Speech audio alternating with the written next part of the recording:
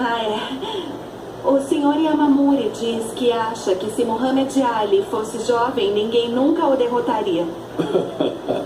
Se tudo fosse feito de castanhas e doces, teríamos um ótimo Natal. Diga a ele.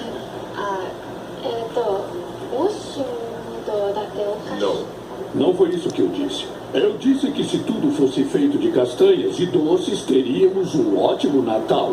Sim, campeão-san, eu traduzi assim. Diga! Se tudo fosse feito de castanhas e doces, nós teríamos um ótimo Natal. Obrigado. Foi tão difícil assim?